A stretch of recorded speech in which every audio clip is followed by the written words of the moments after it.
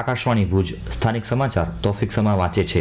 નમસ્કાર। ઇસ્લામ ધર્મના અંતિમ પૈગંબર હજરત મોહમ્મદ સાહેબના જન્મદિન નિમિત્તે આજે સમગ્ર કચ્છ જિલ્લામાં ઈદે મિલાદુન નબીનો તહેવાર ધાર્મિક હર્ષોલ્લાસ અને પરસ્પર ભાઈચારા સાથે ઉજવવામાં આવ્યો હતો। આ અવસરે જિલ્લા મથક ભુજ ખાતે ભવ્ય જુલુસનું આયોજન કરવામાં આવ્યું હતું, જેમાં મુસ્લિમ બિરાદરો મોટી સંખ્યામાં ઉપસ્થિત રહ્યા હતા। આ જુલુસનું હિન્દુ મુસ્લિમ સંસ્થાઓ તેમજ અગ્રણીઓ દ્વારા ઉષ્માભેર સ્વાગત કરીને ઈદની મુબારકબાદ પાઠવવામાં આવી હતી। કચ્છના નાના મોટા ગામોમાં પણ આ પવિત્ર પ્રસંગે વિશેષ ધાર્મિક કાર્યક્રમો યોજાયા હતા, જેમાં બાલ મુબારકની જિયારત, તકરીર અને ન્યાઝના આયોજનની સાથે જરૂરતમંદ લોકોને ખૈરાત આપવામાં આવી હતી। આ તહેવારે હિન્દુ અને મુસ્લિમ ભાઈઓએ એકબીજાને ભેટીને ઈદની શુભકામનાઓ પાઠવી હતી। કચ્છના જિલ્લા કક્ષાના 77માં વન મહોત્સવની ઉજવણી આવતીકાલે સવારે 10 વાગે દયાપર ખાતે કરવામાં આવશે।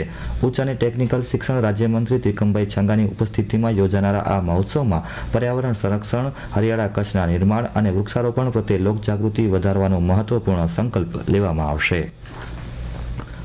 ગુજરાત સરકારના શહેરી વિકાસ અને શહેરી ગૃહ નિર્માણ વિભાગ દ્વારા રાજ્યવ્યાપી આદેશ અંતર્ગત 25 મુખ્ય અધિકારીઓની બદલીના હુકમો જારી કરવામાં આવ્યા છે।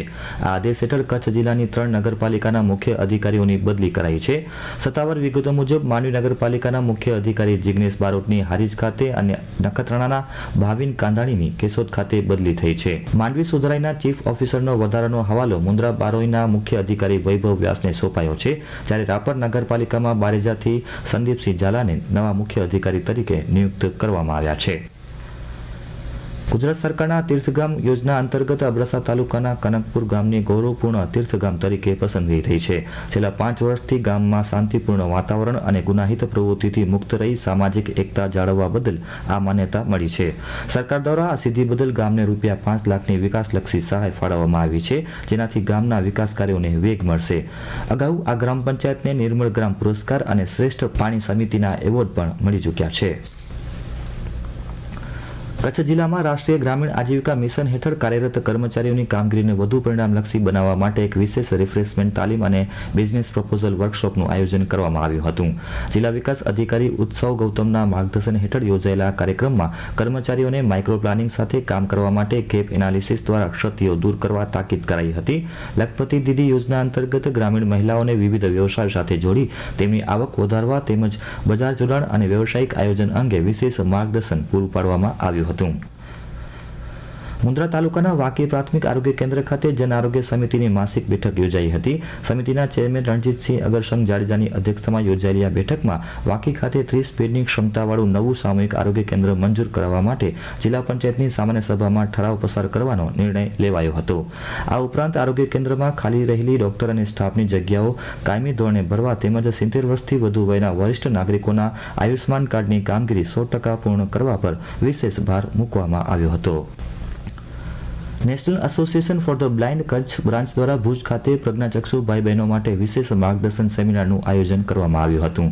આ સેમિનારમાં 90 જેટલા પ્રજ્ઞાચક્ષુઓને બેન્કિંગ, ફાઇનાન્સ, ઇન્સ્યોરન્સ, હેલ્થકેર તેમજ આર્ટિફિશિયલ ઇન્ટેલિજન્સ અને આર્બિટ રીડરની ઉપયોગિતા વિશે તજજ્ઞો દ્વારા વિસ્તૃત માર્ગદર્શન આપવામાં આવ્યું હતું। સંસ્થાના પ્રમુખ અભય શાહ અને અન્ય મહાનુભાવોની ઉપસ્થિતિમાં આ કાર્યક્રમ સફળતાપૂર્વક સંપન્ન થયો હતો। સંસ્કૃત ભાષાના ગૌરવ અને ભારતીય સાંસ્કૃતિક વારસાની જાળવણીના સંદેશ સાથે ગાંધીધામ ખાતે ભવ્ય સંસ્કૃત ગૌરવ યાત્રાનું આયોજન કરવામાં આવ્યું હતું। ધારાસભ્ય માલતીબેન મહેશ્વરીના હસ્તે ગાંધી માર્કેટથી પ્રસ્થાન પામેલી આ યાત્રામાં 10 શાળાઓના આશરે 800 વિદ્યાર્થીઓ, આચાર્યો અને શિક્ષકો જોડાયા હતા। ઝંડા ચોક ખાતે ગ્રંથ પૂજન અને સાંસ્કૃતિક કાર્યક્રમ યોજાયા હતા, જ્યાં વક્તાઓએ સંસ્કૃત ભાષાના મહત્વ પર પ્રકાશ પાડ્યો હતો।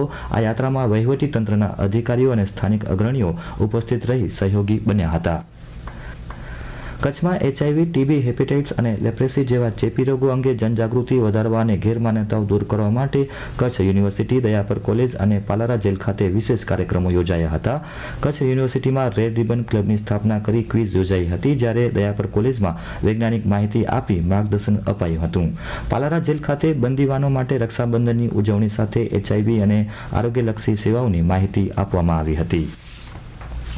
Bureau of Indian standard Gandhidham branch અને Bhuj chamber of commerce and industries ફેડરેશનના સંયુક્ત ઉપક્રમે કચ્છના ઉદ્યોગકારો અને એમએસએમઈ ક્ષેત્ર માટે એક વિશેષ સેમિનારનું આયોજન કરવામાં આવ્યું હતું.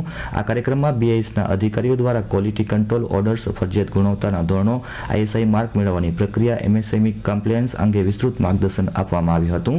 તકનીકી સત્ર દરમિયાન ઉદ્યોગકારોએ પોતાના પ્રશ્નો વ્યવહારો નિરાકરણ મેળવ્યા હતા, જેનાથી ઉત્પાદનોની ગુણવત્તા અને બજાર ક્ષમતા વધારવામાં મદદ મળશે. અને આ સાથે સ્થાનિક સમાચાર બુલેટિન પૂરું થયું. નમસ્કાર.